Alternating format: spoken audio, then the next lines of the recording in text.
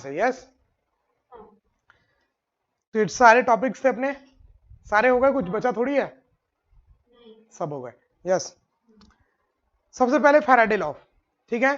Faraday law में क्या बोला कि जब भी कहीं मैग्नेटिक फील्ड है और वहां पर कोई वायर मूव करेगा तो इसमें ईएमएफ इंड्यूस होगा, या फिर कोई लूप है वहां पर मैग्नेटिक फील्ड चेंज होगा तो भी ईएमएफ इंड्यूस होगा। दो तरीके से, या तो मैग्नेटिक फील्ड को चेंज करो या वायर को मूव करो, ठीक है।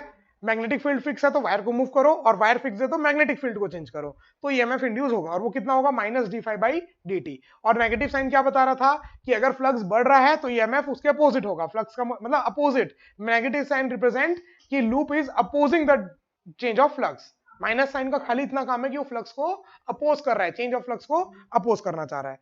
फिर वही लेंस लॉ ने बोला, लेंस लॉ ने बोला कि कोई भी लूप, इसने सिर्फ लूप वाले के लिए बोला, वायर वाले के लिए नहीं बोला।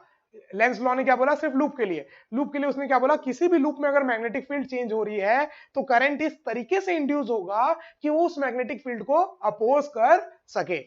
डन। फिर इसके ऊपर ये एक आध क्वेश्चन किए थे अपन ने, यस, कि एक डब्बा है उसको इधर खींचा, ऊपर खींचा, इधर उधर दाएं बाएं, तो ठीक है। फिर मोशनल ईएमएफ, कि भैया लूप वगैरह में जो भी था वो तो अपन डायरेक्शन बता दिए लेंस लॉ से। अब अगर एक स्ट्रेट वायर है वो कहीं मैग्नेटिक फील्ड में चल रहा है तो उसमें जो ईएमएफ जनरेट होगा वो होगा BLV, ठीक है, BLV, V cross B। Direction के लिए क्या करेंगे, V क्रॉस B। तो इसको जनरली ऐसे याद करना ज्यादा अच्छा है, LV क्रॉस B, ठीक है। इस ईएमएफ को ऐसे याद करना ज्यादा जरूरी है, मतलब वेलोसिटी के डायरेक्शन में हाथ रखिए, V cross B will be the L, ठीक है। डन, ठीक है। VLV तीनों आपस में परपेंडिकुलर होने चाहिए, नहीं है तो खाली परपेंडिकुलर कंपोनेंट लो और फिर उसी के कारण फोर्स मतलब ईएमएफ निकालो। इसका एक्सप्लेनेशन फिर मैंने आपको दिया था कि मान लो एक रॉड को आप ऐसे लेके जा रहे हो आगे, तो उसमें चार्जेस हैं, है ना। माइनस चार्ज को आप इधर लेके जा रहे हो V स्पीड से, ठीक है। तो डायरेक्शन कैसे दोगे, V, और मान लो मैग्नेटिक फील्ड कहां है, पूरी अंदर, तो V क्रॉस B ऊपर होना चाहिए था, लेकिन माइनस साइन है इसलिए फोर्स नीचे, QVB लगता है ना फोर्स, तो इसमें फोर्स कहां लगेगा, नीचे। तो सारे के सारे नेगेटिव चार्ज एक साइड एक्यूमुलेट हो जाते हैं, पॉजिटिव एक साइड, इस कारण से यहां पर ईएमएफ जनरेट हो जाती है, ठीक है। क्या पोटेंशियल डिफरेंस जनरेट हो जा रहा है। डन। तो ये एक्सप्लेनेशन था उसी चीज का कि भैया मोशनल ईएमएफ में क्यों पोटेंशियल डिफरेंस क्रिएट हो रहा है, और कितना पोटेंशियल डिफरेंस क्रिएट हो रहा है, BVL, ठीक है। फिर अपन ने बोला था कि अगर कोई ऐसे अजीब टाइप का लूप है तो अपन को खाली स्टार्टिंग और एंड पॉइंट के बीच का लेंथ लेना है, और वो भी कौन सा, V के परपेंडिकुलर और B के परपेंडिकुलर, दोनों के परपेंडिकुलर जो लेंथ है वो लेना है, बाकी कैसा भी शेप हो उससे अपन को कोई काम नहीं, फर्क नहीं पड़ता, ठीक है। फिर अपन ने क्वेश्चन किया था, एक दूसरा वायर है उसके कारण यहाँ पर ये V वेलोसिटी से जा रहा है, तो इस इंस्टेंट में x डिस्टेंस दूर में यहाँ पर कितना ईएमएफ जनरेट होगा निकालना था। तो यहाँ magnetic field into V into L, simple, magnetic field into V into L आ गया था आंसर।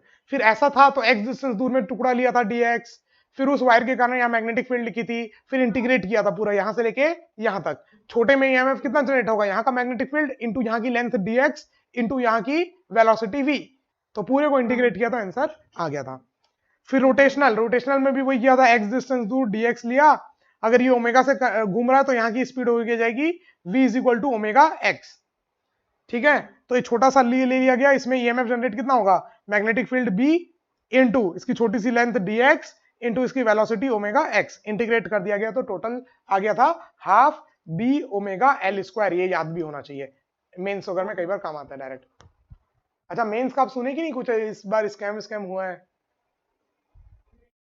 नहीं सुने, पूरा यूट्यूब भरा हुआ है उसी से। 4th एग्जाम, अब 4 एग्जाम हुई थी ना इस बार मेंस की, है ना।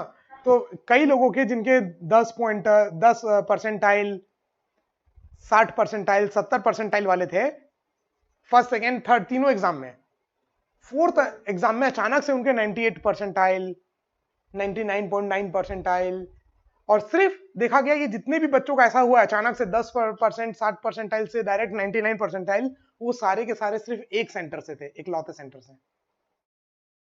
मतलब कुछ तो गड़बड़ हुई वहां पर, मतलब 3 एग्जाम में जो बच्चा 10 परसेंटाइल, 60 परसेंटाइल, 70 परसेंटाइल है, वो डायरेक्ट 98 परसेंटाइल 4th में। और एक के साथ नहीं, बहुत सारे बच्चों के साथ जो इस पर्टिकुलर सेंटर में थे, कोई कहाँ का है मेरे को आइडिया नहीं, कहाँ का सेंटर का है। और रिजल्ट दिखाया गया उसमें फर्स्ट सेकंड थर्ड एग्जाम एकदम कम, फोर्थ एग्जाम एकदम हाई। कौन सा सेंटर? ये वाला सेंटर। फर्स्ट सेकंड थर्ड एकदम कम, फोर्थ वाला एकदम हाई।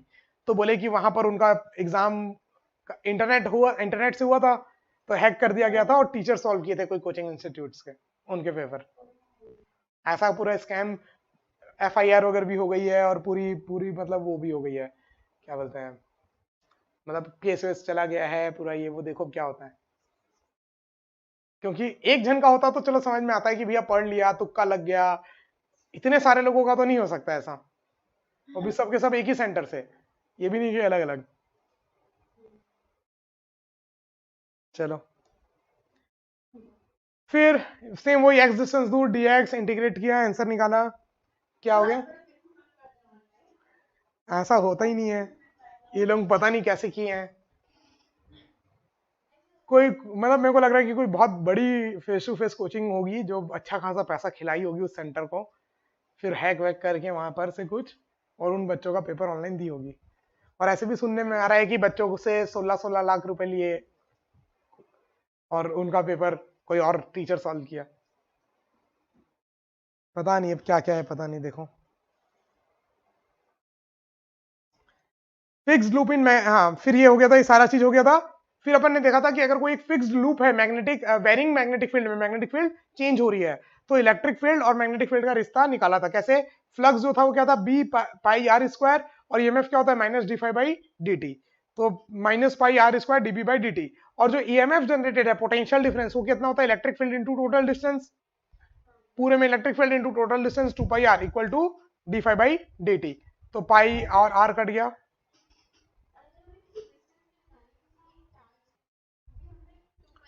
पूरा। क्यों? क्योंकि सिमेट्रिकल लूप लेना पड़ेगा, पूरा इंटीग्रेट आपको कहां से कहां करना पड़ेगा, पूरे लूप में, है ना। जो पोटेंशियल डिफरेंस है वो तो आप पूरे लूप में ही बता सकते हो ना, और वहां पर फिर आप इलेक्ट्रिक फील्ड निकाल सकते हो।